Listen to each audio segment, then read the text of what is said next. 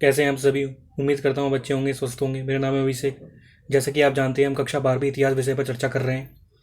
मैं चैप्टर 2 आपको पढ़ा रहा हूँ, जिसका नाम है राजा किसान नगर, आरंभिक राज्य और अर्थव्यवस्थाएं 600 ईसा पूर्व से 600 ईस्वी, ये इसका नाम है।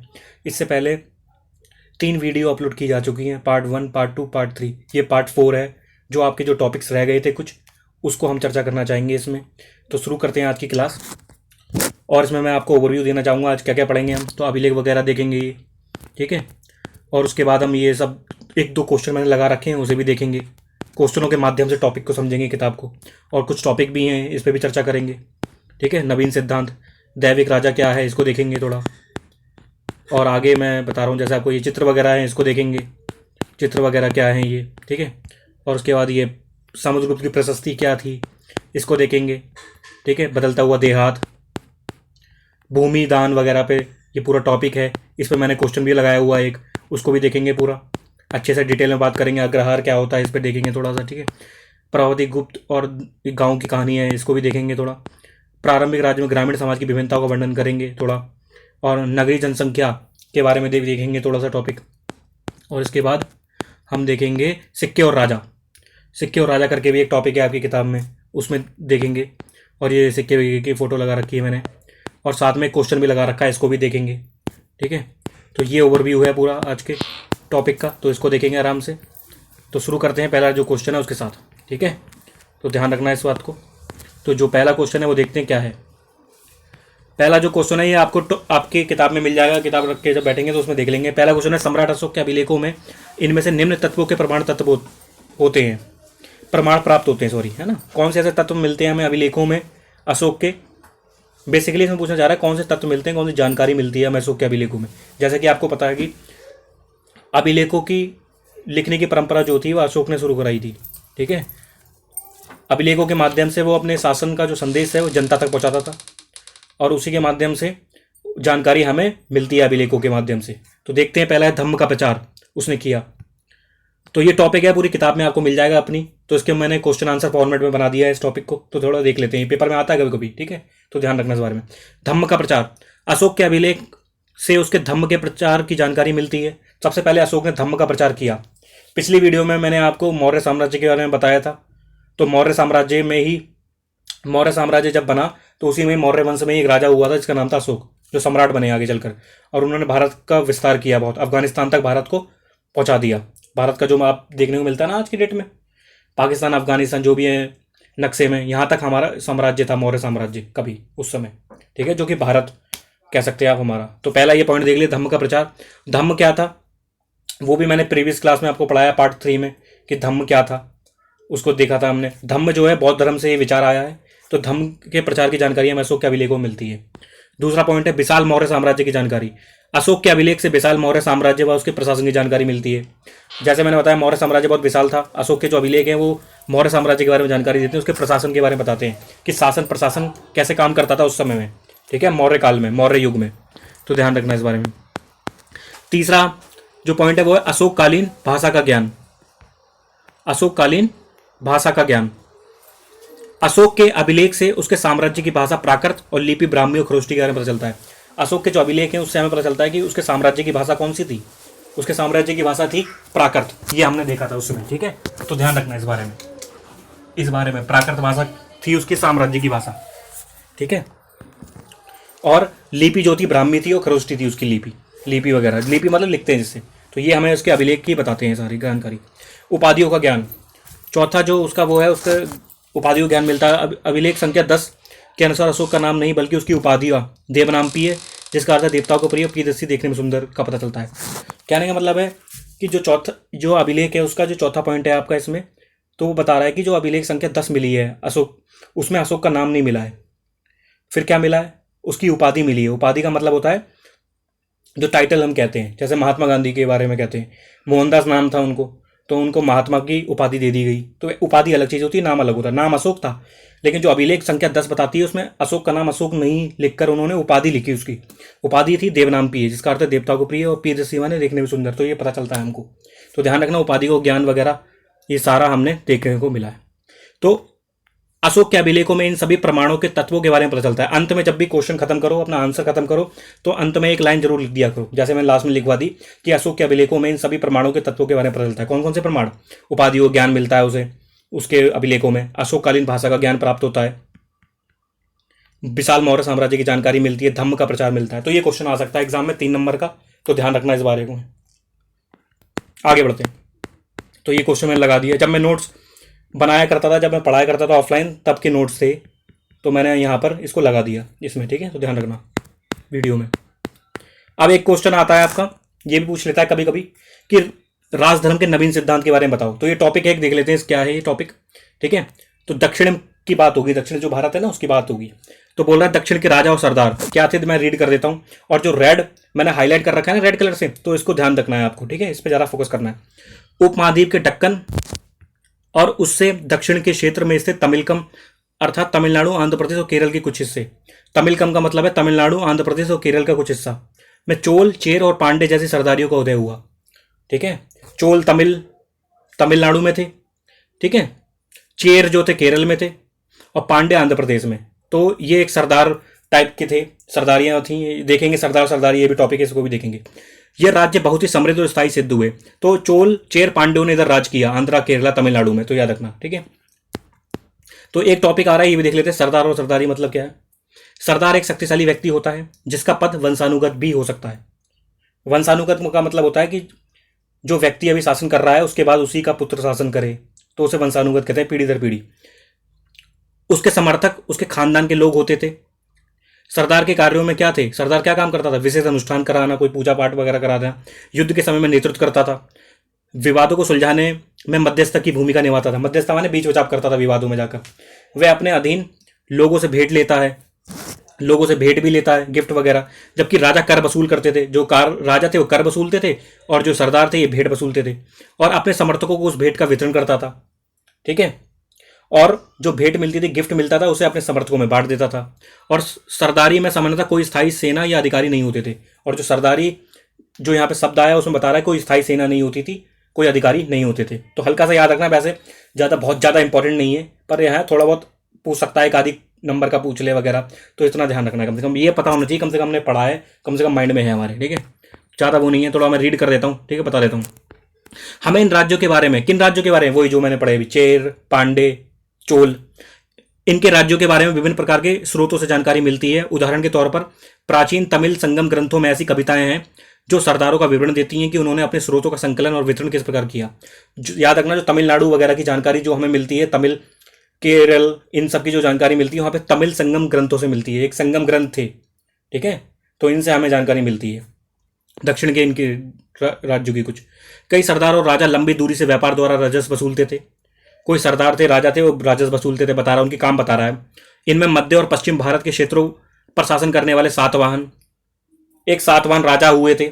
इनके बारे में हम अगले चैप्टर में डिटेल में पढ़ेंगे, जिन्होंने मध्य और पश्चिम भारत में शासन किया था। महाराष्ट्र वाला जो इलाका है वहाँ पर शासन किया था सातवाहनों ने, लगभग 2वीं शताब्दी ईसा पूर्व से 2वीं शताब्दी ईस्वी तक। और उपमहाद्वीप के पश्चिमोत्तर और पश्चिम में शासन करने वाले मध्य एशियाई मूल के शक शासक भी शामिल हैं, और शक शासक भी हैं कुछ इसमें जो पश्चिम में शासन करते थे। उनके सामाजिक उद्गम के बारे में अधिक जानकारी तो नहीं है, लेकिन जैसा कि हम सातवाहन शासकों के बारे में अध्याय 3 में पढ़ेंगे कि एक बार सत्ता में आने के बाद उन्होंने ऊंचे सामाजिक अस्तित्व का दावा किस प्रकार से किया। तो बता रहा है सातवाहनों के बारे में बता रहा है, ये भी यहाँ पर हुए, ठीक है। शकों के बारे में बता रहा है, तो इसके बारे में हम तीसरे चैप्टर में जानेंगे, सातवाहनों के बारे में डिटेल में। तो हल्का सा याद रखना, तो इन्हीं को ये बता रहा सरदार और इनके कार्य वगैरह क्या थे। तो थोड़ा सा इंपॉर्टेंट है ये, ज़्यादा इंपॉर्टेंट नहीं है, बस इतना याद रखना क्या थे ये। दक्कन में दक्षिण के क्षेत्र के 3 की बात हो रही है, तमिलनाडु, आंध्रा, केरला, जिसमें चोल, चेर, पांडे जैसे सरदारियों का उदय हुआ, ठीक है। तो ये दक्षिण के कुछ राज्य थे, हल्का सा है, और इनका पद वंशानुगत होता था, ये मैंने बताया। आगे बढ़ते हैं। एक टॉपिक आ रहा है यहाँ पर दैविक राजा के बारे में। किसका मतलब, दैविक राजा, राजा तो है पर दैविक क्या है थोड़ा देखते हैं, ठीक है। राजाओं के लिए उच्च स्थिति प्राप्त करने का एक साधन विभिन्न देवी देवताओं के साथ जुड़ना था। कहने का मतलब है कोई भी राजा था, अपनी ऊंची स्थिति दिखाने के लिए वो अपने आप को देवी देवताओं से जोड़ लेता था कि मैं सिर्फ राजा नहीं हूँ, ठीक है, मैं देवदूत हूँ या देवताओं का राजदूत हूँ, ये सब जोड़ लेता था। वो देवताओं का प्रतिनिधि हूँ मैं, दैवीय सिद्धांत जैसी बातें करता था, ठीक है। मध्य एशिया से लेकर पश्चिमोत्तर भारत तक शासन करने वाले कुषाण शासकों ने लगभग प्रथम शताब्दी ईसा पूर्व से प्रथम शताब्दी ईस्वी तक इस उपाय का सबसे अच्छा उदाहरण प्रस्तुत किया। कहने का मतलब है जो कुषाण राजा हुए भारत में, कुषाण शासक हुए जिनका टाइम प्रथम शताब्दी से प्रथम शताब्दी ईसा पूर्व तक दिया गया है, इन लोगों ने, कुषाणों ने अपने आप को देवतुल्य बता दिया। देवतुल्य माने देवताओं का प्रतिनिधि बता दिया, देवताओं जैसा बता दिया अपने आप को कभी कभी। तो ये सब हमें देखने को मिला कुषाणों में। कुषाण इतिहास की रचना हमें अभिलेख और साहित्य परंपरा के माध्यम से की गई।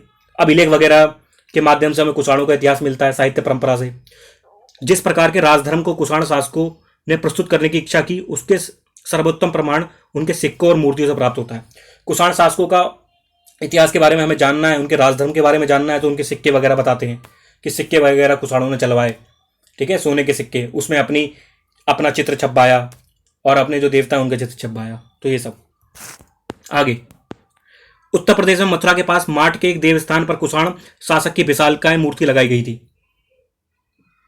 जो मथुरा के पास था देवस्थान, वहां पर विशालकाय मूर्ति लगाई गई है कुषाणों की। और अफगानिस्तान के एक देवस्थान पर भी इसी प्रकार की मूर्तियां मिली हैं। अफगानिस्तान हो, मथुरा हो, तो कुषाणों ने अपनी बड़ी बड़ी मूर्तियां लगवाई। बड़ी बड़ी मूर्तियों लगाने का मतलब है तो ये अपने आप को देवतुल्य बताने की कोशिश करते थे, देवता के जैसा हूं मैं, ऐसा बताने की कोशिश कर रहे हैं कुछ। तो ये याद रखना है। कुछ इतिहासकारों का मानना है कि इन मूर्तियों के जरिए कुषाण स्वयं को देवतुल्य प्रस्तुत करना चाहते थे। वही बात जो मैंने बताई अभी। कई कुषाण शासकों ने अपने नाम के आगे देवपुत्र की उपाधि भी लगा दी। अपने आप को कुषाण राजा जो है, शासक हैं, ये देवपुत्र कह रहे हैं, देवतुल्य बता रहे हैं। समझ रहे हो? देवताओं से जोड़ रहे हैं अपने आप को कि व्यक्ति नहीं है, देवता है ये। संभवतः वे इन चीनी शासकों से प्रेरित हुए होंगे जो स्वयं को स्वर्गपुत्र कहते थे। चीनी शासकों से प्रेरित बताया जाता है इन्हें। चीनी शासक हुए हैं, चीन के राजा वगैरह, वो अपने आप को स्वर्गपुत्र कहते थे। देख लो कैसी कैसी बातें हो रही हैं। कोई देवपुत्र कह रहा है, कोई देवतुल्य कह रहा है, कोई स्वर्गपुत्र कह रहा है। व्यक्ति नहीं रहना चाह रहा है, देवता के तुल्य बनना चाह रहा है। बिल्कुल ही घोषित किए दे रहा है अपने आप को देवता ही, बिल्कुल। तो ये आप ध्यान रखना, ठीक है, ये वाली बात। अगला, चौथी शताब्दी ईसा पूर्व में, माफ करना, चौथी शताब्दी ईसवी में, पूर्व नहीं, ईसवी में गुप्त साम्राज्य सहित कई बड़े बड़े साम्राज्यों के साक्ष्य मिलते हैं। चौथी शताब्दी ईस्वी में हमें गुप्त साम्राज्य मिलता है। थोड़ा सा जिक्र करना चाहिए, जरूरी है इसका।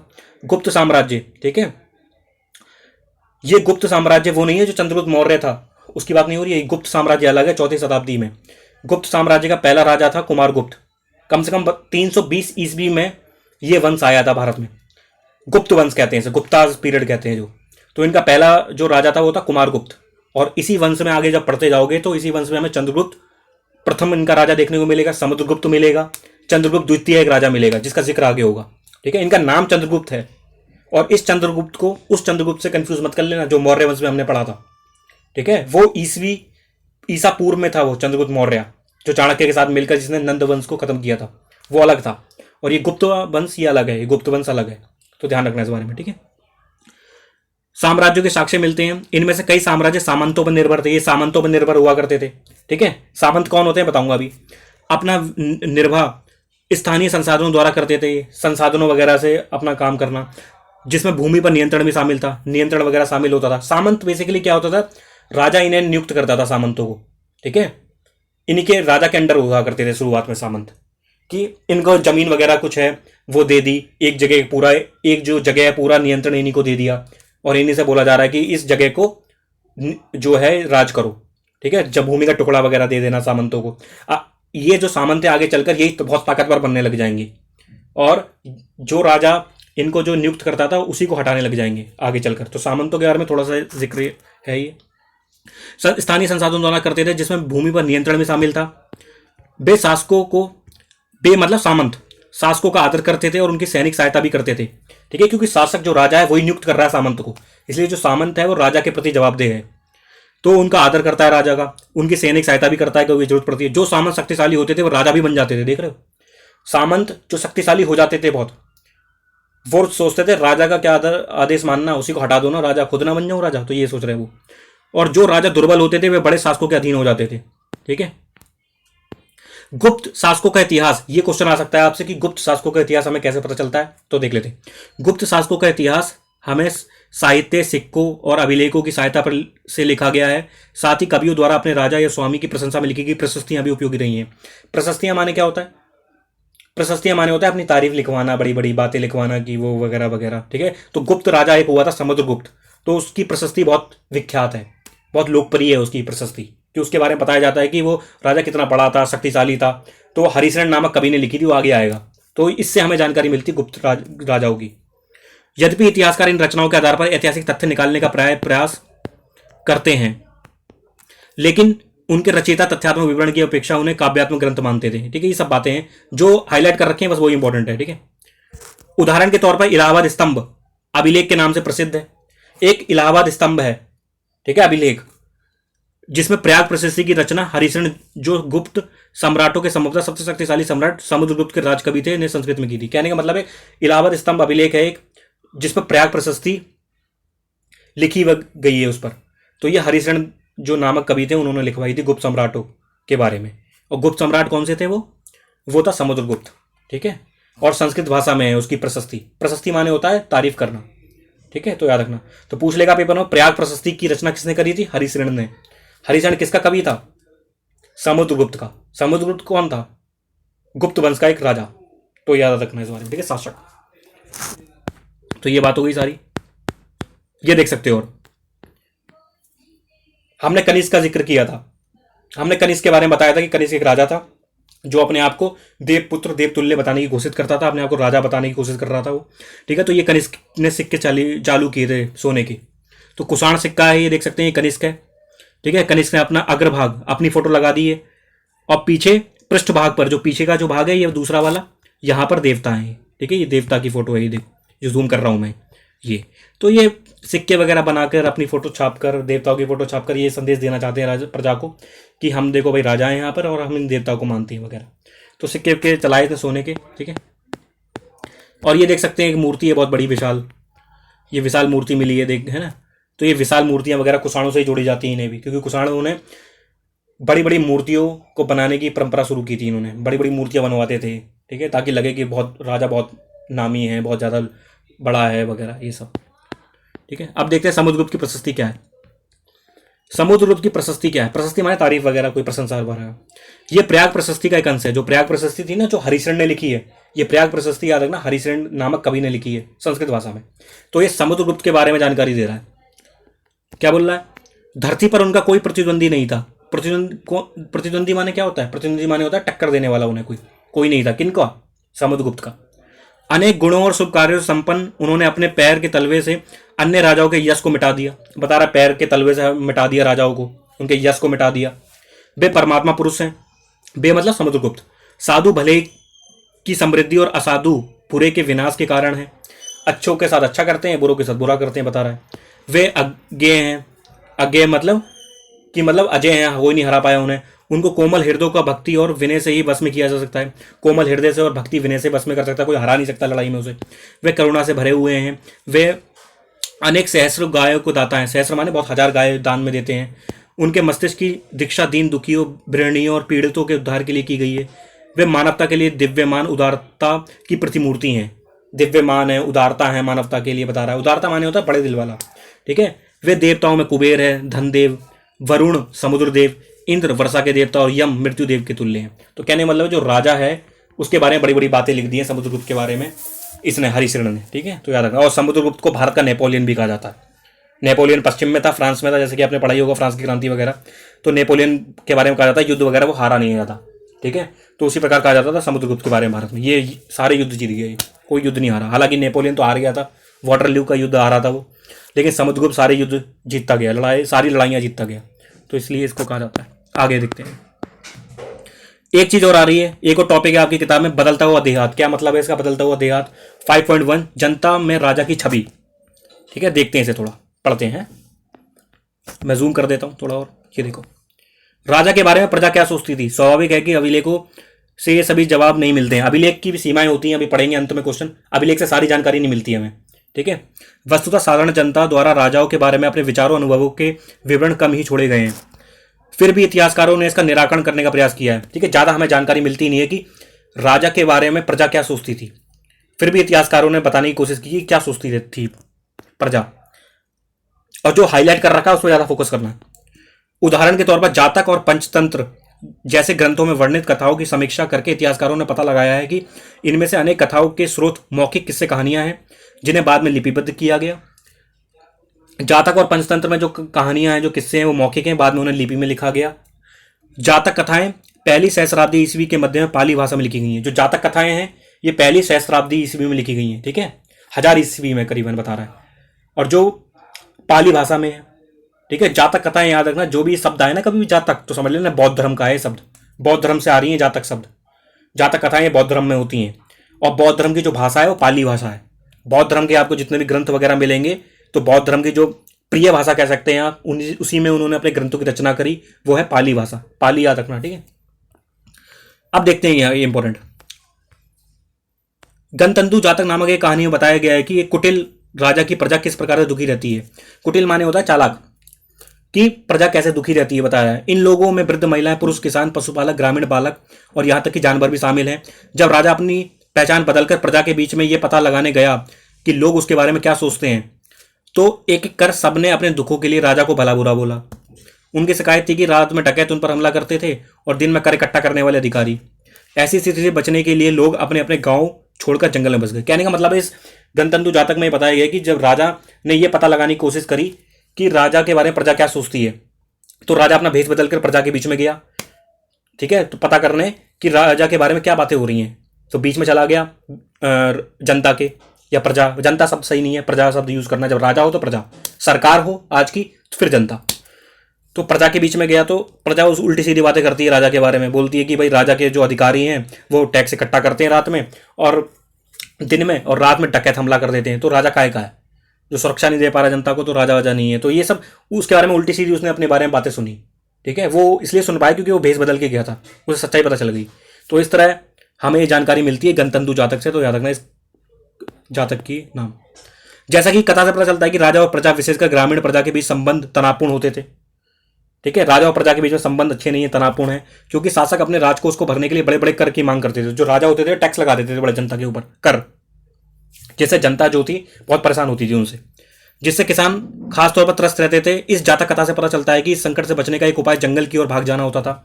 जो टैक्स नहीं दे पाते थे वो जंगल भाग जाते थे, क्योंकि जंगल बहुत घने होते थे, तो वहां पर राजा के जो सैनिक है वो नहीं आ पाते वहां तक, या अधिकारी नहीं आ पाते।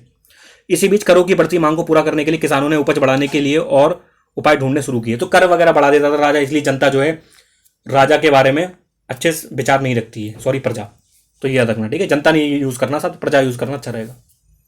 तो ये हमने देखा गणतंतु जातक में। तो याद रखना ये जनता में राजा की छवि क्या थी, राजा की इमेज क्या थी जनता में, जनता क्या सोचती है। इन लोगों ने भी जनता का प्रयोग किया शब्द का, लेकिन प्रजा अच्छा शब्द है पहले यहां तक है, ठीक है।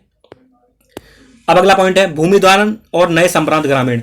तो इस टॉपिक में आपको जो मैंने टॉपिक लगाया है ये पूरा, इसमें हमें भूमिदान के बारे में पता चलेगा कि भूमिदान क्या होता है, इसका महत्व क्या है, भूमिदान की परंपरा कब से शुरू हुई, ये सब का जिक्र है इसमें। तो ये पूरा मैंने लगा दिया है टॉपिक, ठीक है। और इसी से रिलेटेड मैंने क्वेश्चन बनाया इसी में से, ये पूरा पढ़कर, ये भूमिदान वगैरह पूरा पढ़कर एक पूरा क्वेश्चन बनाया है, वो देखो, उसको देख लेते हैं जरा। ये एग्जाम में आ सकता है, आपसे पूछा जा सकता है भूमिदान पे, बड़ा इंपॉर्टेंट क्वेश्चन है ये, ठीक है। ईसवी की आरंभिक शताब्दियों में भूमिदान प्रथा पर टिप्पणी लिखी है, ठीक है। ईसवी की आरंभिक शताब्दियों में, ईसवी से शुरू हो गई थी भूमिदान प्रथा, तो उसके बारे में टिप्पणी लिखी है, पूरा बताने को कोशिश कर रहा है।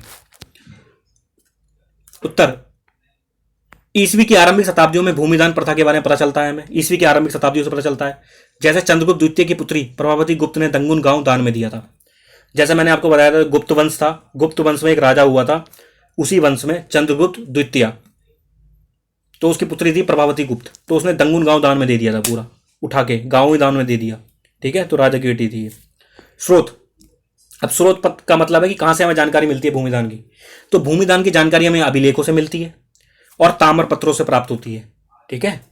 अभिलेख से मतलब कि कोई भी राजा जब भी दान वगैरह दिया करता था तो अभिलेखों में लिखवा देता था कि इस व्यक्ति को इतना दान दे रहा है, या धार्मिक संस्थाओं को दान दे रहा है, किस व्यक्ति को दान दे रहा है, ब्राह्मण को दान दे रहा है, तो लिखवा देता था वो। क्योंकि जो लिखित साक्ष्य होते हैं बहुत जरूरी होते हैं, ताकि आप भी कोई काम करते हो तो कहते हैं कि लिख लो कुछ चीजें, जो भी किसी को काम कर रहे हो, कोई लेन देन कर रहे हो तो लिख लो, ताकि जो सामने वाला बंदा है दोबारा से क्लेम ना कर सके कि यार हमसे तो बात ही नहीं करी है, ये हमें चीज दी नहीं गई थी, लिख लेते हैं पहले, ठीक है। रसीद वगैरह जो चलन चलता है वैसे ही। उद्देश्य क्या है, ताम्रपत्र क्या होता है ये दिखाऊंगा मैं आगे, लास्ट में फोटो है तो वो दिखाएंगे, ठीक है। देख लो चाहे तो देख लें आप ताम्रपत्र वगैरह। ये है ताम्रपत्र, ये ऐसा होता है ताम्रपत्र, ये रहा कर्नाटका से प्राप्त एक ताम्रपत्र, ये है। इसमें वगैरह में लिख देते थे जिसको दान दे रहे हैं, कोई भी भूमि दान दे रहे हैं, ठीक है, जो भी व्यक्ति को दे रहे हैं उसका नाम वगैरह लिख देना अच्छे से। तो ये ताम्रपत्र ऐसे होते हैं, तो ध्यान रखना, ठीक है। अब आगे बढ़ते हैं थोड़ा। तो फोटो भी लगा दिए। ये 31 पेज देख कर डरना नहीं, क्योंकि पेज की संख्या इसलिए ज़्यादा लग रही है क्योंकि फोटो वगैरह मैंने बहुत लगाई है, इसलिए पेज ज़्यादा हो गए हैं। ठीक है, तो बाकी कोई दिक्कत नहीं है इसमें। उद्देश्य, भूमिदान धार्मिक संस्थाओं अथवा ब्राह्मणों को दिए जाते थे। उद्देश्य बता रहा है कि भूमिदान किसको दिया जाता था, उद्देश्य क्या होता था भूमिदान का, देख लेते हैं। भूमिदान धार्मिक संस्थाओं अथवा ब्राह्मणों को दिया जाता था। धार्मिक संस्थाओं को भूमिदान देने से जो राजा है अपने आप को ये दिखाना चाह रहा है कि कितना वो धार्मिक राजा है वो, ठीक है, जनता में एक मैसेज पहुंचाने के लिए। दूसरा, भूमिदान कृषि को नए क्षेत्रों में प्रोत्साहित करने के लिए भी दिया जाता था। जो भूमिदान होता था कृषि को नए क्षेत्रों में प्रोत्साहित करने के लिए दिया जाता था। जैसे सपोज दैट एक भूमि पड़ी है, कोई जमीन का टुकड़ा जो काम में नहीं आ रहा है अभी, तो राजा क्या कर रहा है, उस जमीन के टुकड़े को उठा के किसी को दे देता है। अब जिस व्यक्ति को दे रहा है तो वो उस भूमि का उपयोग कर रहा है, सदुपयोग कर रहा है, इस प्रकार वो भूमि जो होती है वो काम में आ जा रही है। तो ये वाली बात है। तीसरा, कभी कभी राजा अपनी शक्ति को सुदृढ़ करने के लिए, अपने समर्थकों की संख्या में वृद्धि करने के लिए भी भूमिदान देता था। कभी कभी राजा अपने आप को दिखाता था मैं शक्तिशाली हूं भाई, या अपनी शक्ति और बढ़ाने के लिए, अपने समर्थकों की संख्या को बढ़ाने के लिए, समर्थक माने उसके साथ देने वालों के लिए भूमिदान करता था। भूमिदान दे के राजा की एक अच्छी छवि बनेगी कि राजा बड़ा परोपकारी है, दानी है, दान धर्म करता है, तो इसलिए अंदर से ना हो चाहे लेकिन ऊपर से तो लगी रहा है, तो वो वाली बात थी। ठीक है, तो ये इसलिए राजा करते थे समय समय पर। चौथा, राजा अपने आप को उत्कृष्ट मानव सिद्ध करने के लिए भी दिया करता था, कि राजा अपने आप को उत्कृष्ट मानव सिद्ध करने के लिए कि भूमिदान दे रहा है, वही वाली बात कि राजा बहुत ही न्यायप्रिय है, बहुत ही ईमानदार है, बहुत अच्छे काम करता है, उत्कृष्ट मानव है, तो बहुत अच्छा व्यक्ति है, तो इसलिए तो ये राजा लोग किया करते थे। भाषा क्या होती थी, भूमिदान से संबंधित अभिलेख संस्कृत, तमिल और तेलुगु में प्राप्त हुए हैं। जो भूमिदान दिए गए हैं, जो उससे संबंधित जो अभिलेख हैं वो संस्कृत भाषा में मिले हैं, तमिल तेलुगु में। कहने का मतलब है जो भूमिदान दिए जाते थे वो संस्कृत भाषा में अभिलेख मिले हैं उसके, तमिल में और तेलुगु में। तो याद रखना भाषा। और है महत्व, अब किसी चीज का महत्व भी होता है तो महत्व भी देख लेते हैं। भूमिदान से राज्य और किसानों के मध्य संबंधों की जानकारी भी मिलती है। भूमिदान के बाद लोगों को नए प्रधान की आज्ञाओं का पालन करना पड़ता था। अब भूमिदान दे दिया तो प्रधान भी चेंज हो जाएगा उसका। जैसे पहले राजा की जमीन थी तो जो उसकी जमीन पर काम कर रहा है राजा उसका मालिक हुआ, फिर राजा ने किसी और को जमीन दे दी व्यक्ति को, अब उसकी जमीन पे तो वही लोग काम कर रहे हैं लेकिन जो प्रधान था वो बदल गया, अब दूसरा व्यक्ति प्रधान हो जाएगा। तो वही वाली बात बोल रहा है। ठीक है, तो ये हमने देखा। ठीक है, तो याद रखना भूमिदान पे आ सकता है पेपर में, तो अच्छे से पढ़ लेना भूमिदान को लेकर। एक शब्द आ रहा है यहाँ पर अग्रहार, इसका प्रयोग मिलेगा आगे देखने को। अग्रहार क्या होता है, अग्रहार देख लेते हैं। अग्रहार उस भूभाग को कहते थे जो ब्राह्मणों को दान दिया जाता था, ब्राह्मणों को दान देते थे अग्रहार में। ब्राह्मणों से भूमि कर या अन्य प्रकार के कर नहीं वसूले जाते थे। ठीक है, ब्राह्मणों से कोई कर वगैरह नहीं वसूले जा रहे हैं। ठीक है, ये उनको एक विशेष अधिकार है, प्रिविलेज है उन्हें। और ब्राह्मणों को स्वयं स्थानीय लोगों से कर वसूलने का अधिकार था। ब्राह्मणों को कर देने नहीं है लेकिन कर वो वसूल सकते हैं, तो उन्हें एक विशेष अधिकार प्राप्त था उस समय के समाज में।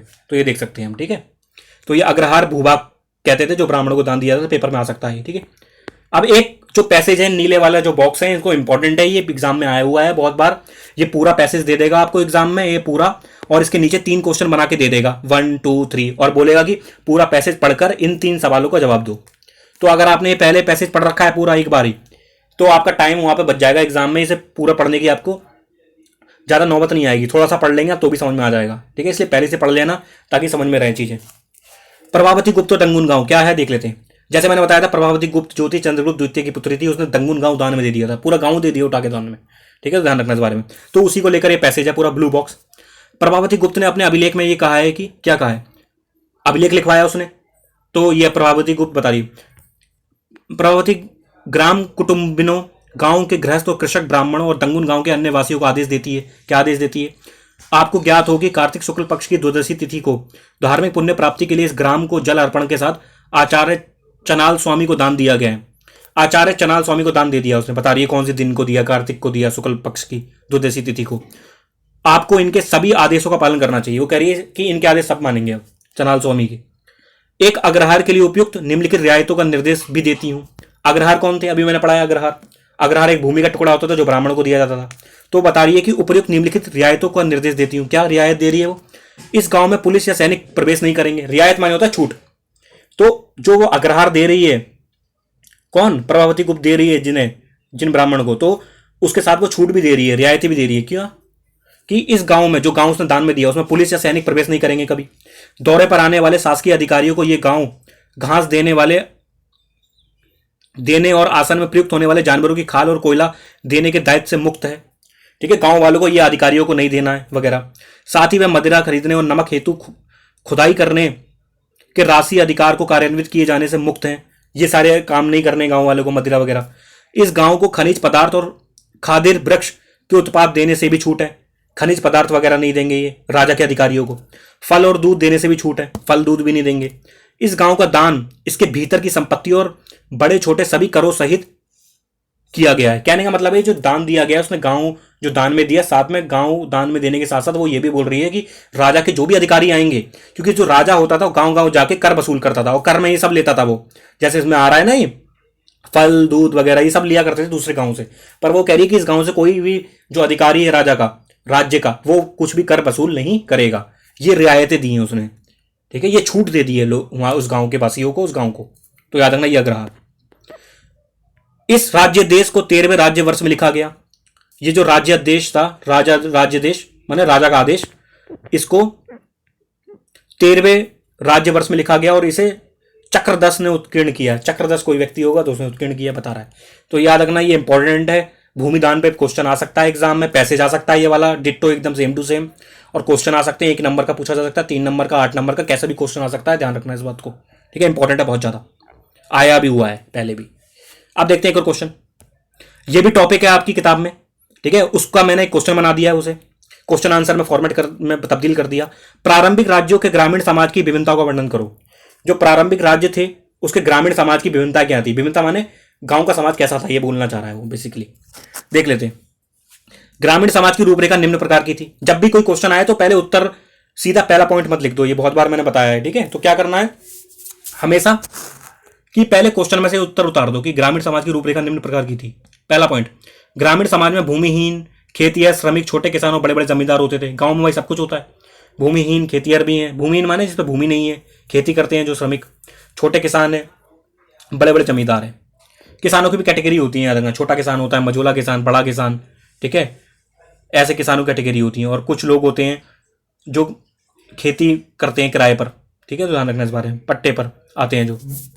दूसरा पॉइंट, बड़े बड़े जमींदार और ग्राम प्रधान शक्तिशाली माने जाते थे। जो बड़े बड़े जमींदार थे, जो गांव के प्रधान थे, वो शक्तिशाली माने जाते थे, आज भी हैं। जमींदार तो नहीं है लेकिन प्रधान तो होता ही शक्तिशाली भाई। प्राय किसानों पर नियंत्रण रखते थे, और वो किसानों पर नियंत्रण रखते थे जमींदार वगैरह, और ये गांव का प्रधान। तीसरा पॉइंट, ग्राम प्रधान का पद वंशानुगत होता था। जो गांव का प्रधान होता था उसका पद जो होता था वो वंशानुगत होता था। वंशानुगत का मतलब है कि जो व्यक्ति गांव का प्रधान है अभी, बाद में उसका बेटा ही प्रधान बनेगा गांव का। पीढ़ी दर पीढ़ी ये चलती रहेगी परंपरा प्रधान की, ठीक है। कोई चुनाव वुनाव नहीं हो रहे हैं प्रधान को लेकर कि गांव का प्रधान कौन बनेगा। आज ही अभी ये है तो जरूरी थोड़ी यही बनेगा हर बार, कोई और बनेगा भाई। ये हो गया लोकतांत्रिक तरीका, लेकिन उस समय तो राजतंत्र था। तो उस समय में प्रधान का जो पद था वो वंशानुगत था कि एक ही परिवार के व्यक्ति बन रहे हैं बार बार, ठीक है। तो ध्यान रखना इस बारे में। फोर्थ पॉइंट, आरंभिक तमिल संगम साहित्य में भी बेल्लालार या बड़े जमींदार, ठीक है, तमिल संगम साहित्य जो तमिलनाडु वगैरह की जानकारी देता है ना, संगम साहित्य तमिल का, तो उसमें बता रहा है जो बड़े जमींदार होते थे बेल्लालार, बेल्लालार को बड़े जमींदार कह रहा है। हलवाहा या उल्वर और दास अणिमई का वर्णन है, ठीक है। दास जो हो गए उन्हें अणिमई कह रहा है, और जो बड़े जमींदार होते थे बेल्लालार कह रहा है उन्हें, हलवा या उल्वर वगैरह कह रहा है। तो याद रखना ये शब्द पूछ सकता है किससे संबंधित है, बेल्लालार, हलवा, उल्वर। तो ये कुछ नहीं है, ये बड़े जमींदार वगैरह की बात हो रही है, और इसकी जानकारी हमें देता है तमिल संगम साहित्य। फिफ्थ पॉइंट, इस काल में भूमि का स्वामित्व महत्वपूर्ण हो गया। और जो ये काल चल रहा है इस समय, तो इस समय भूमि का स्वामित्व इंपॉर्टेंट हो गया। भूमि का स्वामित्व माने कि भूमि का मालिकाना हक, ठीक है, तो ये इंपॉर्टेंट हो गया। यहाँ पे भूमि बड़ी इंपॉर्टेंट हो रही है इसमें। तो ये सारे 5 पॉइंट हो गए। और अंत जब भी क्वेश्चन का करो, आंसर का करो, तो ये लिख दिया करो कि इन सभी कथनों से हम समझ सकते हैं कि ग्रामीण समाज की विभिन्नता कैसी थी, ठीक है। तो ये सभी से तो एंड में एक लाइन जरूर लिख दिया करो निष्कर्ष के रूप में। अब आगे बढ़ते हैं। एक और टॉपिक है आपकी किताब में कि नगरीय जनसंख्या कैसी थी। अभी तो हमने ग्रामीण के बारे में पढ़ा, गांव के बारे में पढ़ा, तो अब आ रहा है नगरीय जनसंख्या क्या थी उस समय में। तो संभ्रांत वर्ग और शिल्पकार के बारे में देखते हैं, ठीक है। ये टॉपिक है। संभ्रांत माने ठीक ठाक व्यक्ति आर्थिक रूप से। हमने पढ़ा है कि शासक वर्ग और राजा किलेबंद नगरों में रहते थे। यद्यपि इनमें से अधिकांश स्थलों पर व्यापक रूप में खुदाई करना संभव नहीं है, लेकिन आज भी इन क्षेत्रों में लोग रहते हैं। हड़प्पा शहरों से भिन्न थे ये लोग, लेकिन फिर भी यहां से विभिन्न प्रकार के पुरावशेष प्राप्त हुए हैं। इनमें उत्कृष्ट श्रेणी के मिट्टी के कटोरे और थालियां मिली हैं। यहाँ पर पुरावशेष मिले हैं, पुरानी चीजें मिली हैं, जिसमें मिट्टी के कटोरे और थालियां वगैरह मिली हैं, जिन पर चमकदार कलई चढ़ी है। इन्हें उत्तरी कृष्ण मार्जित पात्र कहा जाता है। तो पूछ लेगा जिनमें चमकदार कली चढ़ी है उनको क्या कहा जाता है, तो उत्तरी कृष्ण मार्जित पात्र कहा जाता है उन्हें, ये नाम है इनके, ठीक है, याद रखना। संभवतः इनका प्रयोग अमीर लोग क्या करते थे, ठीक है, कटोरे वगैरह जो मिट्टी के मिले हैं, जो चमकदार कलाई मिली है, इनका प्रयोग अमीर लोग करते थे। साथ ही सोने, चांदी, कांसा, तांबा, हाथी दांत, शीशे जैसे तरह तरह के पदार्थों के बने गहने, उपकरण, हथियार, बर्तन, सीप और पक्की मिट्टी मिली है। तो खुदाई में ये सब चीजें मिल रही हैं, तांबा, दांत, हाथी का, शीशे वगैरह वगैरह। द्वितीय शताब्दी ईस्वी आते आते हमें कई नगरों में छोटे दानात्मक अभिलेख भी प्राप्त हुए हैं। द्वितीय शताब्दी ईस्वी ईसा पूर्व आई तो छोटे दानात्मक अभिलेख मिले हैं। इनमें दाता के नाम के साथ साथ प्राय उसके व्यवसाय का भी उल्लेख होता था। इनमें नगरों में रहने वाले धोबी, बुनकर, लीपक, बढ़ाई, कुम्हार, स्वर्णकार, लोहकार, अधिकारी, धार्मिक, गुरु, व्यापारी और राजाओं के बारे में विवरण लिखे मिलते हैं। तो दानात्मक अभिलेख भी मिले हैं, ठीक है। तो याद रखना, दानात्मक का मतलब कुछ दान में वगैरह दे दिया, तो ये सब की बात आ रही है। और नगरों में कौन कौन रहता था वो बता रहा है, धोबी वोबी हो गए, बढ़ई हो गए, कुम्हार हो गए, स्वर्णकार हो गए, लीपक हो गए, बुनकर वगैरह बता रहा है, लोहकार, ठीक है। कभी कभी उत्पादकों और व्यापारियों के संघ का भी उल्लेख मिलता है जिन्हें श्रेणी कहा गया है। तो पूछ लेगा आपसे पेपर में, श्रेणी किसे कहा गया है? श्रेणी जो थे उत्पादक और व्यापारियों का संघ था। संघ माने बहुत सारे लोग हो जाते हैं जब एक ही चीज में, तो कह रहे हैं संघ बना लिया उन लोगों ने अपना, ठीक है। व्यापारियों का संघ हो गया, ठीक है, बहुत सारे व्यापारी मिलकर एक संघ का निर्माण कर लिया, यूनियन हो गया जैसे आज की डेट में, तो वो, ठीक है। तो ध्यान रखना, ये श्रेणियां क्या काम करती थी? संभवतः पहले कच्चे माल को खरीदती थी, फिर उनसे सामान तैयार कर बाजार में बेच दिया जाता था। पहले कच्चा माल तैयार किया, वही बेचना, व्यापारियों का काम यही है, ठीक है। यह संभव है कि शिल्पकारों ने नगर में रहने वाले संभ्रांत लोगों की बढ़ती मांग को पूरा करने के लिए कई प्रकार के लौह उपकरणों का प्रयोग किया।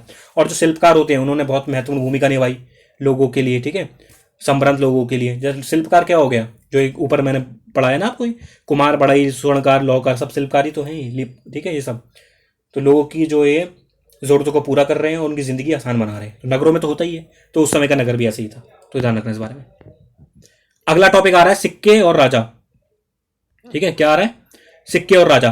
तो ये मैंने पूरा टॉपिक लगा दिया है आपको, आपकी किताब में भी दिख जाएगा 6.4 जब देखेंगे आप, तो ये पूरा लगा दिया गया है, इसे रीड कर लेना, ठीक है। ये सब ये सिक्के वगैरह हैं, इसको मैं बताऊंगा अभी, ठीक है। और इससे रिलेटेड मैंने क्वेश्चन लगा दिया है, जो मैंने टॉपिक दिखाया ना आपको सिक्के और राजा, तो उसको पढ़कर मैंने क्वेश्चन तैयार किया है जो एग्जाम में आ सकता है, आपसे पूछ सकता है पेपर में, 3 नंबर का क्वेश्चन आराम से पूछ सकता है, प्यार से, कोई दिक्कत वाली बात नहीं है उसको। छठी शताब्दी ईसा पूर्व के पश्चात सिक्कों के प्रचलन की व्याख्या करो। छठी शताब्दी ईसा पूर्व में सिक्के वगैरह चलना शुरू हो गए थे। छठी शताब्दी ईसा पूर्व का मतलब है यहाँ पर 600 ईसा पूर्व की बात हो रही है, ठीक है। तो याद रखना, छठी शताब्दी ईसा पूर्व भी कह सकते हैं उसे और 600 ईसा पूर्व भी कह सकते हैं। जैसे मैंने बताया था एक शताब्दी में 100 साल होते हैं, तो उसी प्रकार 600 ईसा पूर्व। छठी शताब्दी ईसा पूर्व से सिक्के का प्रचलन शुरू हो गया। प्रचलन माने चलन शुरू हो गया, सिक्के आ गए अब, ठीक है। छठी शताब्दी ईसा पूर्व से पहले सिक्के वगैरह नहीं थे। याद करो हड़प्पा सभ्यता में कहीं मैंने पढ़ाया तो ये बोला कहीं सिक्के भी चल रहे हैं, यहाँ पर बिल्कुल नहीं थे सिक्के विक्के।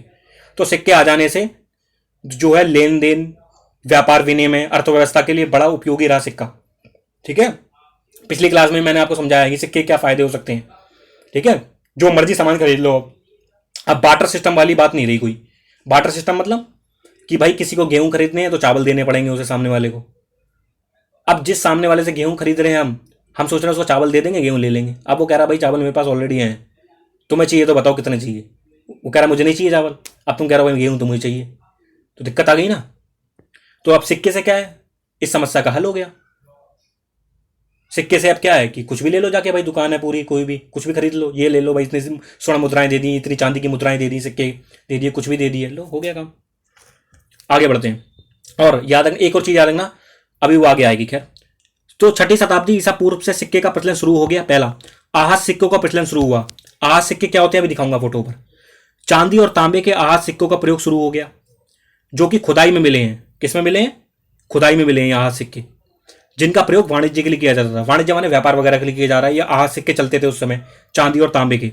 तो आहत सिक्के क्या है ये देख लो, ये आहत सिक्का है, देखो ये दिख रहा है ऊपर, जूम किए देता हूं, ये आहत सिक्का है।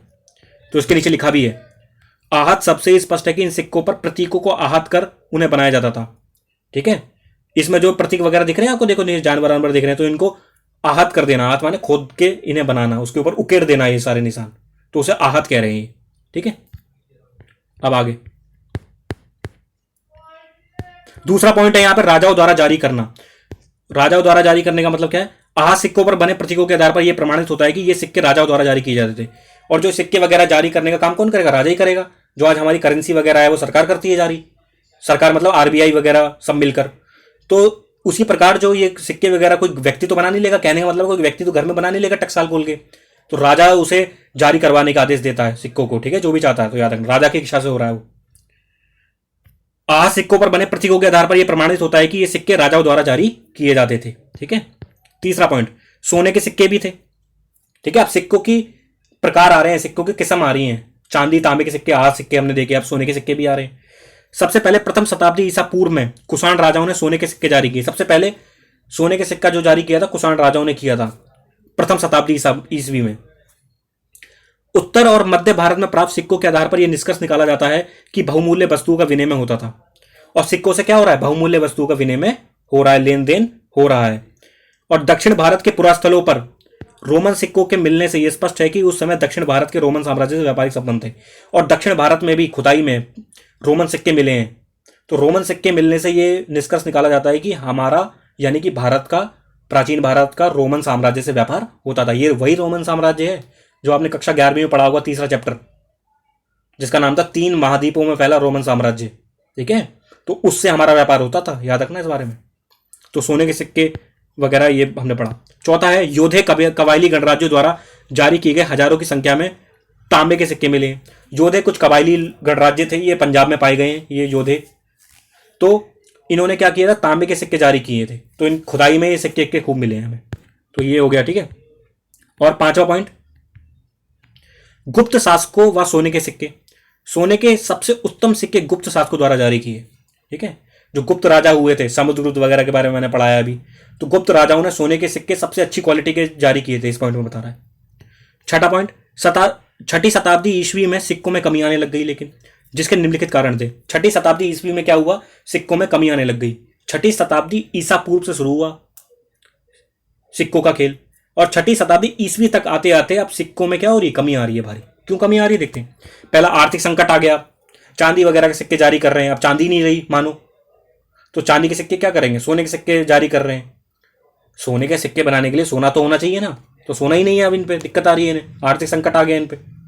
दूसरा, रोमन साम्राज्य का पतन हो गया, वह दूरवर्ती व्यापार में कमी आना।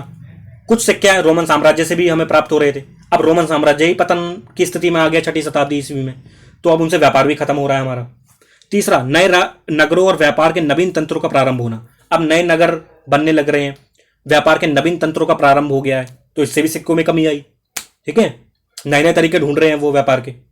सिक्कों का संग्रह ना करने की प्रवृत्ति, चौथा पॉइंट था, सिक्के वगैरह जो है संग्रह नहीं किया गया। संग्रह माने इकट्ठा नहीं किया गया लोगों द्वारा, ठीक है, तो उससे भी दिक्कत हो सकती है, कोई सिक्के ना संग्रह किए गए, ठीक है। तो ये सब भी खत्म हो गए, एक समय आते आते लुप्त हो गए सिक्के, ठीक है। तो ये पूरा सिक्कों पे था, तो एग्जाम में आ सकता है पेपर में, तो लिख देना इसे, छठी शताब्दी से पूर्व में 50 सिक्के के बारे में, ठीक है। और ये देख लो सारे सिक्के जो नाम आए थे। एक योधे सिक्का जो मैंने बताया था, तब जो कबायली थे योधे, उनका सिक्का ऐसा है, देखो तांबे का, ये तांबे का है, ये तांबे का योधा सिक्के। तो ये चित्र वगैरह देख लेना खुद भी, है ना, ऐसे लगा दिया मैंने बस। ये गुप्त सिक्का, ये गुप्त सिक्का है, सबसे अच्छा सोने का सिक्का बता रहे हैं इनका होता था गुप्तों का, गुप्त सिक्का हुआ है ये, ठीक है। तो ये हमने देखा, सिक्के वगैरह हो गया। अब आगे बढ़ते हैं, अब आगे चलते हैं थोड़ा। ये एक देख सकते हैं अभिलेख, बार बार मैं आपसे बोल रहा हूँ अभिलेख अभिलेख, अभिलेख में ये जानकारी मिली, अभिलेख में वो जानकारी मिली, अशोक के बारे में अभिलेख बताते हैं फलाना टिमका। अभिलेख की ये फोटो है, देख सकते हैं। ये कोई चट्टान है, कोई कठोर सतह है, उसके ऊपर देखो कुछ लिख दिया खोद के, इसे अभिलेख कहते हैं। समझ में बात। कोई भी शब्द आए तो उसे किताब में आप देखा करो शब्द का अर्थ क्या है, ठीक है। फोटो वगैरह जरूर देखा करो चैप्टर की। हिस्ट्री बोरिंग लगेगी अगर चित्र नहीं देखोगे उससे संबंधित, ठीक है। मैप नहीं देखोगे तो हिस्ट्री को हमेशा बोरिंग ही मानोगे, जबकि विषय बोरिंग नहीं है, विषय बहुत इंटरेस्टिंग है, मजा आता है अच्छे से पढ़ोगे। लेकिन अगर तरीके से पैटर्न में नहीं पढ़ोगे तो फिर बोरिंग लगेगा यार, ठीक है। तो ध्यान रखना इस बारे में। तो ये अशोक का अभिलेख है, अशोक राजा जो अशोक सम्राट अशोक थे, उन्होंने अभिलेख ऐसे बनवाए थे अपने समय में। अब एक और टॉपिक आता है, उसे भी देख लेते हैं, ठीक है। और जो रेड है ना, जो हाईलाइट कर रखा है मैंने कलर को, उस पर ज्यादा फोकस मारना, ठीक है, इसलिए किया है वो मैंने। ब्राह्मी लिपि का अध्ययन। आधुनिक भारतीय भाषाओं में प्रयुक्त लगभग सभी लिपियों का मूल ब्राह्मी लिपि है। जो आधुनिक भारतीय भाषा है उसका सभी जो मूल है वो ब्राह्मी लिपि है, यानी ब्राह्मी लिपि जो है वो महत्वपूर्ण है। ब्राह्मी लिपि का प्रयोग अशोक के अभिलेखों में किया गया है, और याद रखना अशोक की जो लिपि थी वो ब्राह्मी थी, ठीक है। तो इस बात को ध्यान रखना। और अशोक की भाषा कौन सी थी, साम्राज्य की भाषा थी प्राकृत, ठीक है, भाषा अलग होती है, लिपि अलग होती है, पहली क्लास में भी बताया था मैंने, तो ध्यान रखना इस बारे में। ठीक है, 18वीं सदी से यूरोपीय विद्वानों ने भारतीय पंडितों की सहायता से आधुनिक बंगाली और देवनागरी लिपि में कई पांडुलिपियों का अध्ययन शुरू किया। उनके अक्षरों की प्राचीन अक्षरों के नमूने से तुलना करी। बता रहा है कि ये जो विद्वान वगैरह हैं वो नई नई लिपियों को समझने की कोशिश करते हैं, ठीक है, और उन अक्षरों की पहचान वगैरह करते हैं, मिला मिलाकर देखते हैं किससे मिल रही है लिपि। आरंभिक अभिलेखों का अध्ययन करने वाले विद्वानों ने कई बार यह अनुमान लगाया कि संस्कृत में लिखे हैं, जबकि प्राचीनतम अभिलेख वस्तुतः प्राकृत में थे। ठीक है, लिखे प्राकृत भाषा में है, वो मान रहे संस्कृत में लिखे हैं। फिर कई दशकों के बाद अभिलेख वैज्ञानिकों के अथक परिश्रम के बाद जेम्स प्रिंसेप ने अशोककालीन ब्राह्मी लिपि का 1838 ईस्वी में अर्थ निकाल लिया। कहने का मतलब है ब्राह्मी लिपि समझ में नहीं आ रही थी किसी को, अशोककालीन, अशोक के समय की थी ये ब्राह्मी लिपि, किसी को समझ में नहीं आ रही थी। तो जेम्स प्रिंसेप एक विद्वान थे, ईस्ट इंडिया कंपनी के अधिकारी थे, ये पिछली क्लास में मैंने आपको पढ़ाया था। उन्होंने 1838 ईस्वी में इसका अर्थ निकाल लिया। जेम्स प्रिंसेप समझ गया कि भाई ये ब्राह्मी लिपि क्या है, इसको पढ़ते कैसे हैं और उसका अर्थ क्या है, उसने समझ लिया।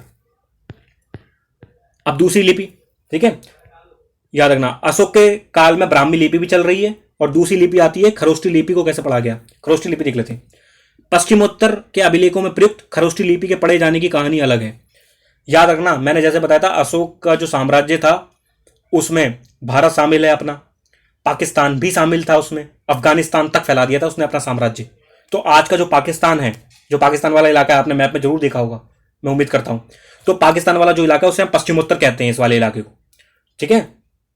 तो यहां पर भी हमने देखते हैं कि जो अशोक की खरोष्टी लिपि यहां पर चलती थी, जो पश्चिमोत्तर का इलाका है ना,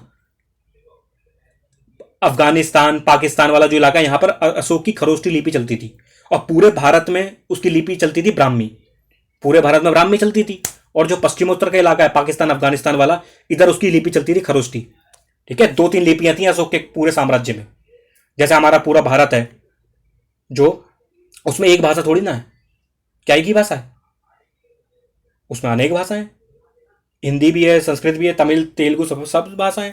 तो उसी प्रकार अशोक के जो काल था, अशोक का जो साम्राज्य था, उसमें भी 2-3 लिपियां थी, खरोष्टी लिपि हो गई, एक ब्राह्मी लिपि हो गई। ठीक है, ध्यान रखना। इस क्षेत्र में शासन करने वाले हिंद यूनानी राजाओं लगभग द्वितीय से प्रथम शताब्दी ईसा पूर्व द्वारा बनवाए गए सिक्कों से जानकारी हासिल करने में आसानी हुई है। इन सिक्कों से राजाओं के नाम यूनानी और खरोष्टी में लिखे गए हैं। ठीक है, खरोष्टी भाषा में नाम वगैरह लिखे जा रहे हैं, यहाँ पर दिखने को मिल रहा है। यूनानी भाषा पढ़ने वाले यूरोपीय विद्वानों ने अक्षर का मेल करा। उदाहरण के तौर पर दोनों लिपियों में अपोलो डॉट्स का नाम लिखने में एक ही प्रतीक मान लीजिए आ प्रयुक्त किया गया है। चूंकि प्रिंसेप ने खरोष्टी में लिखे अभिलेखों की भाषा समझ ली थी। कहने का मतलब कोई भी नई भाषा होती है, कोई भी लिपि होती है, उसकी पहचान की जाती है दूसरी लिपि से, दूसरी भाषाओं से, कि दूसरी भाषाओं में कौन सा अक्षर यूज किया जा रहा है, इसमें कौन सा अक्षर यूज किया जा रहा है, और दोनों अक्षरों का मेल किया जाता है, मिलान किया जाता है। तो इसमें जाना नहीं है आपको ज़्यादा, बस आपको इतना याद रखना है कि पश्चिम उत्तर में खरोष्टी लिपि चल रही थी अशोक की, और शेष भारत में उसकी ब्राह्मी लिपि चल रही थी। और अशोक के साम्राज्य में कम से कम 2 लिपियां थी, खरोष्टी ब्राह्मी। तो ये कम से कम याद रखना है आपको, ठीक है। और ब्राह्मी लिपि का अर्थ निकाला था प्रिंसेप ने। तो ये सब पॉइंट से इंपॉर्टेंट है। आगे बढ़ते हैं, ठीक है। एक और पॉइंट, एक और आ रहा है टॉपिक, अभिलेखों से प्राप्त ऐतिहासिक साक्ष्य। कुछ ऐतिहासिक साक्ष्य मिले हैं, प्रूफ मिले हैं, हमें क्या मिले हैं वो देख लेते हैं, ठीक है। इतिहासकारों एवं अभिलेख शास्त्रियों के काम करने के तरीकों का पता लगाने के लिए आइए अशोक के 2 अभिलेखों को ध्यान से पढ़ें, देख लेते क्या है। जो हाईलाइट कर रखे हैं वो इंपॉर्टेंट है, याद रखना, एग्जाम में आ सकता है क्वेश्चन यहां से 1 नंबर का। ध्यान देने योग्य बात है कि अभिलेख संख्या 10, अभिलेख स्रोत 10 में शासक अशोक का नाम नहीं लिखा है।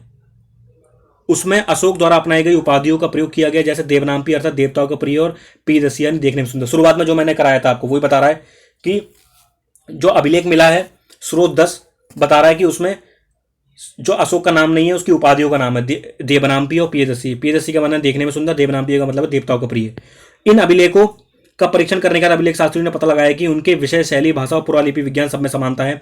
अतः वे इस निष्कर्ष पर पहुंचे कि इन अभिलेखों को एक ही शासक ने बनवाया था। तो कहने मतलब वही बातें हैं, इसमें कोई इंपॉर्टेंट नहीं है, जो हाईलाइट था वो इंपॉर्टेंट था बस, और कुछ नहीं है इसमें इंपॉर्टेंट, ठीक है। पढ़ना आप चाहें तो पढ़ सकते हैं, कोई दिक्कत वाली बात नहीं है, लेकिन हाँ इंपॉर्टेंट वही है जो हाईलाइट किया। अब एक और, इनमें से कुछ समस्याओं के प्रमाण हमें अशोक के अभिलेख में मिलते हैं। स्रोत 11, जिसकी व्याख्या प्राय अशोक की वेदना के प्रतिबिंब के रूप में की जाती है। साथ ही ये युद्ध के प्रति उनकी मनोवृत्ति में परिवर्तन को भी दर्शाता है। कहने का मतलब है जो अशोक थे, जैसे कि आप जानते हैं कि जो सम्राट अशोक थे उन्होंने एक युद्ध लड़ा था अपने जीवन में, कलिंग का युद्ध।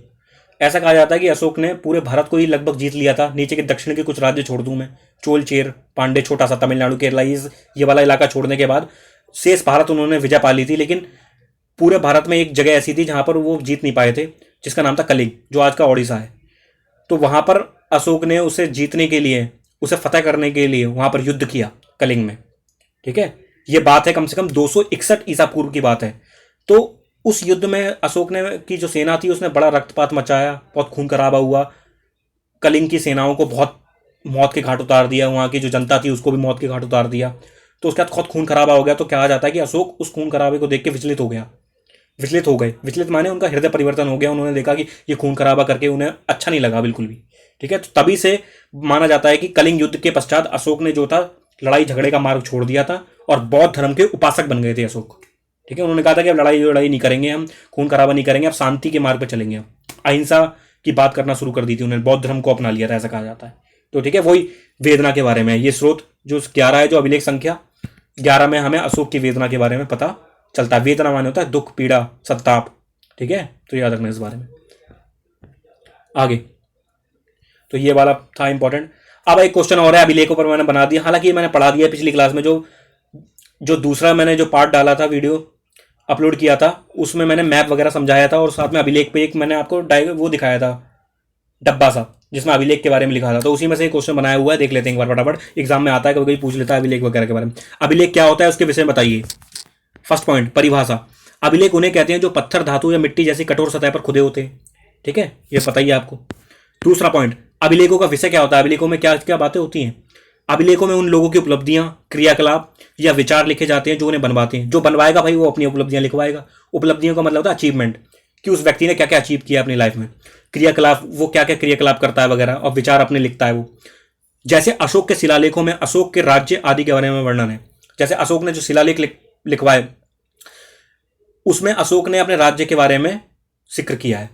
ठीक है, शिलालेखों में हमें देखने को मिलता है अशोक के राज्य के बारे में। तो ये वाली पॉइंट याद रखना। तीसरा पॉइंट, अभिलेख व तिथि। अभिलेख स्थायी प्रमाण होते हैं। ये प्रमाण ढक गया है, इसमें देख लेना। प्रमाण होते हैं इन सभी, इन पर इनके निर्माण की तिथि भी खुद ही होती है। जिस पर तिथि नहीं होती है उसका काल निर्धारण साधारणतः पुरालिपि अथवा लेखन शैली के आधार पर किया जाता है। कहने का मतलब है जो अभिलेख है उसकी तिथि भी होगी भाई। ठीक है, जो भी निर्माण कराया जाता है अभिलेख का उसकी तिथि भी खोद दी जाती है। ठीक है, तिथि को भी लिख दिया जाता है। और जो तिथि हमें नहीं मिलती है उस अगर, तो उसका हम काल निर्धारण कर कर, एक तरीका है हमारे पास पुरालिपि शास्त्र, पुरालिपि और लेखन शैली के आधार पर हम बता देते हैं कि ये जो अभिलेख है कितना समय का पुराना हो सकता है। तो याद रखना इस बारे में। ठीक है, चौथा पॉइंट, भाषा। प्राचीनतम अभिलेखों की भाषा प्राकृत थी, जो जन सामान्य द्वारा बोली जाती थी। जो अशोक के जो अभिलेख पाए गए हैं उसमें जो भाषा होती थी वो प्राकृत होती थी, याद रखना। ठीक है, प्राकृत जो होती बहुत ही जनसाधारण की भाषा मानी जाती थी प्राचीन काल में। ठीक है, प्राकृत माना जाता था, हर कोई बोल लेता है लगभग। तो प्राकृत भाषा बार बार आ रहा है इसका जिक्र, तो ध्यान रखना। अब एक और क्वेश्चन है अभिलेखों पे, याद रखना क्वेश्चन आ सकता है एग्जाम में, 8 नंबर का भी आ सकता है बड़ा। जो पहला क्वेश्चन मैंने दिया ये पूछ लेगा, तो अभिलेखों के बारे में बताइए, उसके विषय के बारे में बताइए, और इस क्वेश्चन को इस क्वेश्चन के साथ जोड़ देगा। ये वाला जो क्वेश्चन मैं करवाने जा रहा हूं कि अभिलेखों से प्राप्त जानकारी की सीमा होती है, उपर्युक्त तर्कों सही समझाइए। ठीक है, कहने का मतलब है ये भी बताना है हमें कि अभिलेखों की सीमाएं भी होती हैं। जो खुदाई में हमें अभिलेख मिलते हैं जिनको हम पढ़ते हैं, समझते हैं, फिर उसके आधार पर हम इतिहास का निर्माण करते हैं, इतिहास को लिखते हैं। तो उन अभिलेखों की अपनी सीमाएं भी होती हैं। ठीक है, लिमिटेशन, हर चीज की लिमिटेशन होती है ना। कोई आर्ट्स का अगर टीचर है या स्टूडेंट है, उससे बोलो भाई साइंस के वो पढ़ा दो, कोई तगड़ी चीज पढ़ा दो, कोई भी साइंस के कोई कॉन्सेप्ट पूछ ले बहुत ही हाई प्रोफाइल, तो बता नहीं पाएगा ना वो, क्योंकि उसकी लिमिटेशन है। उसने 10वीं तक पढ़ी है साइंस, या तो बहुत ही एक्स्ट्राऑर्डिनरी टीचर हो या स्टूडेंट हो तो बात अलग है, वो पढ़ा दे, साइंस की भी चीजें सॉल्व कर दे, वो बात अलग है। ठीक है, जो व्यक्ति जिस फील्ड में जो माहिर है वो उस चीज की काम कर सकता है। तो वही वाला बात है, हर चीज की लिमिट होती है। तो अभिलेखों की भी अपनी लिमिट होती है, क्या होती है वो देख लेते हैं एक बार। ठीक है, अभिलेखों से हमें अतीत के शासक और शासन के बारे में जानकारी तो मिलती है, परंतु अभिलेख की कुछ सीमाएं भी होती हैं। बता रहा है अभिलेखों से हमें अतीत की जानकारी मिलती है। अतीत माने जो बीत गया, शासक के बारे में, शासन के बारे में, जैसे कि अशोक के बारे में। अशोक के शासनकाल को समझना है तो अभिलेखों का अध्ययन करना पड़ता है।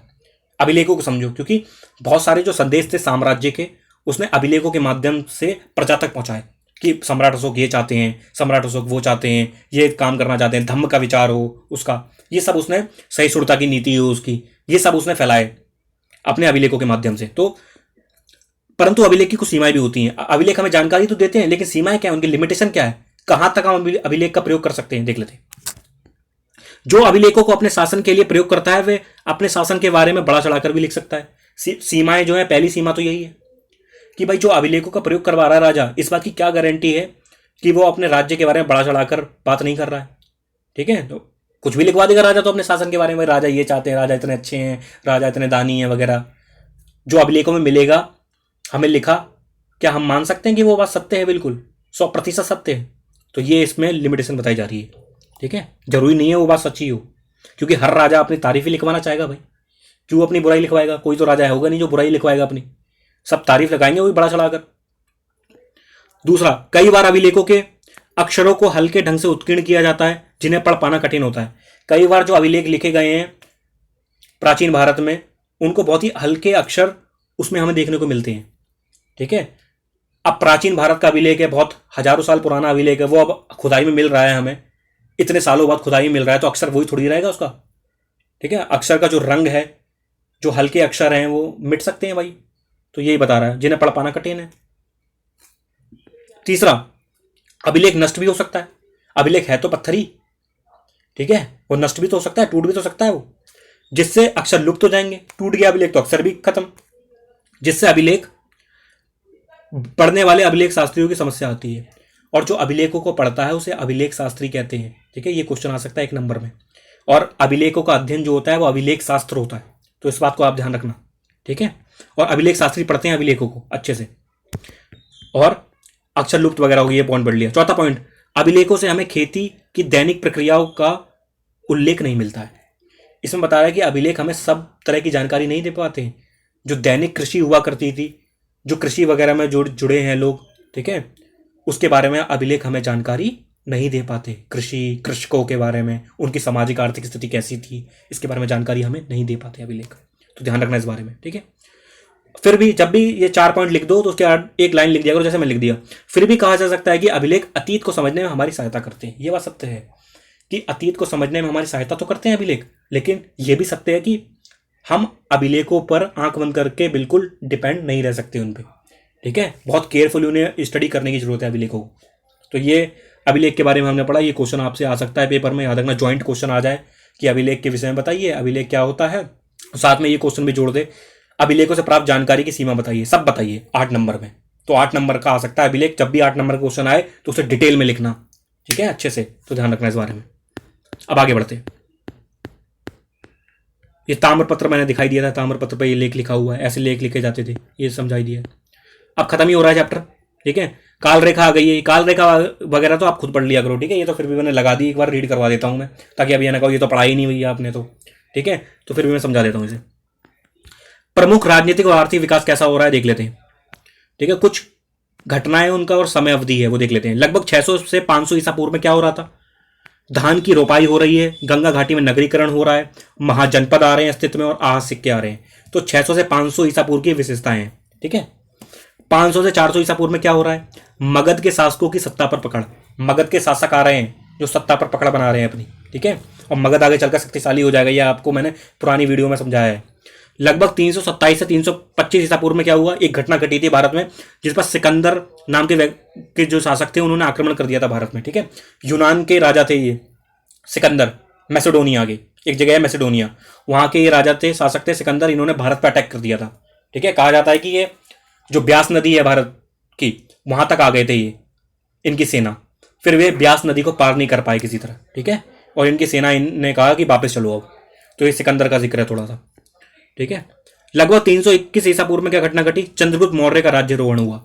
321 ईसा पूर्व में चंद्रगुप्त मौर्य जो था, मौर्य वंश का प्रथम राजा, उसका राज्यरोहण हुआ। राज्यरोहण का माने वो राजगद्दी पर बैठा, राज्याभिषेक हुआ उसका। और लगभग 272 से 268 से 231 ईसा पूर्व में क्या हुआ? अशोक का शासन था ये पूरा। और उसी मौर्य वंश में आगे चलकर एक राजा हुए जिनका नाम था सम्राट अशोक। याद रखना, अशोक जो था थे वो मौर्य वंश के ही राजा थे। यूं कह सकते हैं हम चंद्रगुप्त मौर्य के पोते थे अशोक। ठीक है, चंद्रगुप्त मौर्य जो थे वो अशोक के दादा थे, ऐसे कह सकते हैं। ठीक है, उसी वंश में था अशोक भी। लगभग 185 ईसा पूर्व में मौर्य साम्राज्य का अंत हो गया।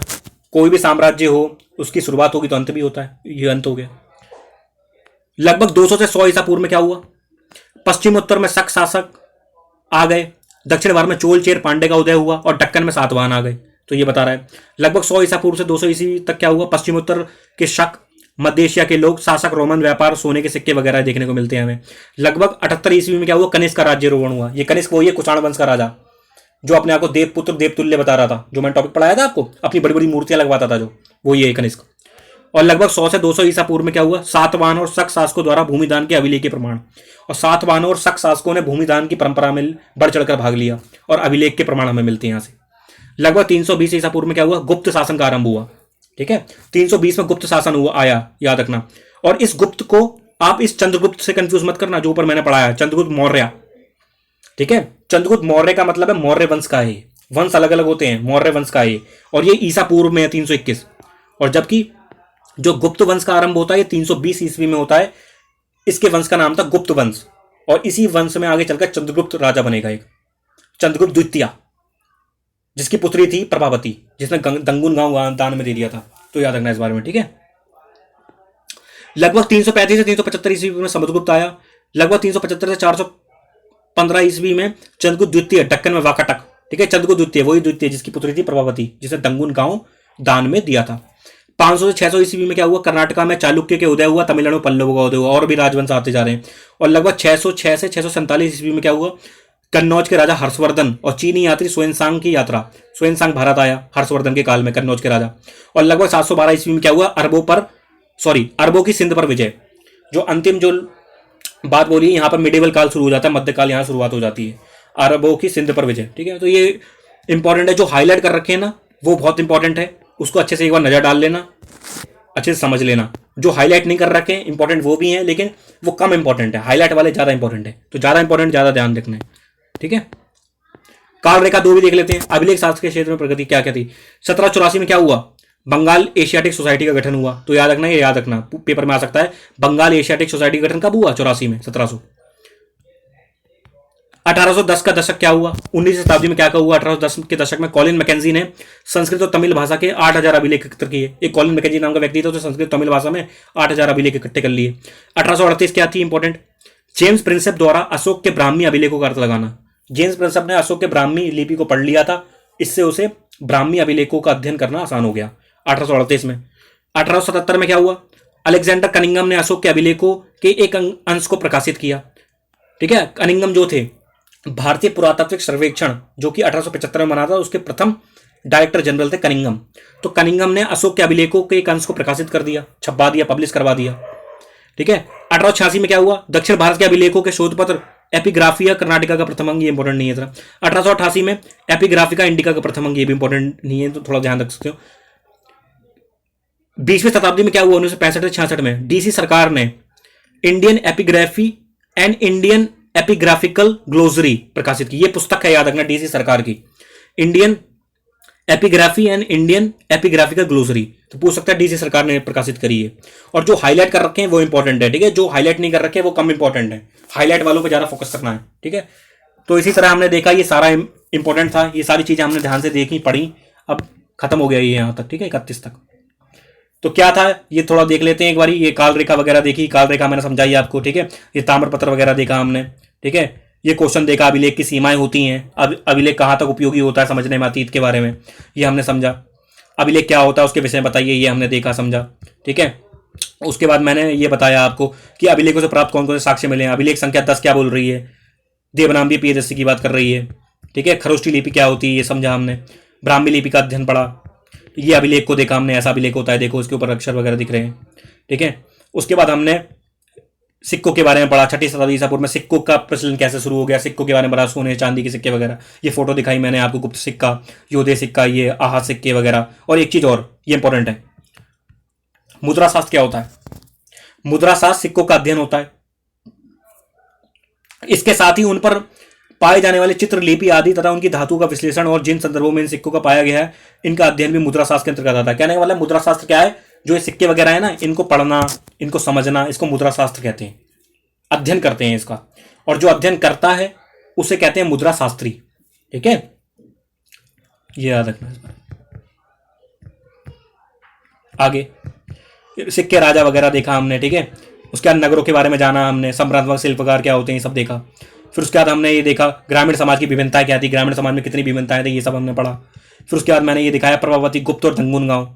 ठीक है, अभिलेख में जो क्या क्या जानकारी मिली है। उसके बाद अग्रहार पे हमने चर्चा की थोड़ी सी, ठीक है। उसके बाद हमने ये समझा कि ईस्वी की आरंभिक शताब्दी में भूमिदान के बारे में पूरा डिटेल में मैंने पढ़ा है। भूमिदान उद्देश्य क्या होता है, क्यों भूमिदान दिए जाते थे, कौन देता था भूमिदान, ये सब हमने पढ़ा। उसके बाद हमने ये देखा कि भूमिदान वगैरह ये देख ही लिया ऑलरेडी। बदलता हुआ देहात हमने पढ़ा कि जनता में राजा की छवि क्या आती, ये सब हमने जानने की कोशिश करी, ठीक है। समुद्रगुप्त की प्रशस्ति पढ़ी हमने, प्रयाग प्रशस्ति, क्या क्या लिखा उसके बारे में, ये सब हमने जाना। ये फोटो हमने देखी कि कुषाण वंश के जो राजा थे कनिष्क वगैरह, वो ऐसी फोटो लगवाया करते थे, राजाओं की मूर्तियां बनवाया करते थे, ठीक है। ये देखा हमने कनिष्क का सोने का सिक्का, ठीक है। उसके बाद हमने ये दैविक राजा के बारे में पढ़ा थोड़ा। फिर सरदार और सरदारी देखी हमने, ये राजधर्म के नवीन सिद्धांत पढ़े, दक्षिण में राजा और सरदार थे, कौन कौन से वंश थे दक्षिण में, ये हमने जाना। उसके बाद हमने जो शुरुआत की थी यहां से करी थी कि अशोक के अभिलेखों में इनमें से निम्न तत्वों के प्रमाण प्राप्त होते हैं, ठीक है। तो ये हमने देखा था, ये हमने देखा था कि कौन कौन से हमें प्राप्त होते हैं प्रमाण अशोक के अभिलेखों में। तो ये सब हो गया, ठीक है। तो आज के लिए फिर इतना ही रखते हैं, ठीक है। उम्मीद करता हूँ आपको समझ में आया होगा, मेहनत पसंद आई होगी। अगर पसंद आया तो लाइक कर लेना, नहीं आया तो डिसलाइक करना। डिसलाइक क्यों किया कमेंट बॉक्स में बताना कि भाई इसलिए डिसलाइक किया, ताकि मैं उसे इंप्रूव कर सकूँ, ठीक है। और अपने दोस्तों वोस्तों के साथ शेयर करना कि जो भी पढ़ा रहे हैं आपको, ठीक है, पढ़ रहे हैं आप जिसके साथ, तो वगैरह। ये आज के लिए इतना ही रखते हैं क्लास फिर। Thanks lot for listening, have a nice day.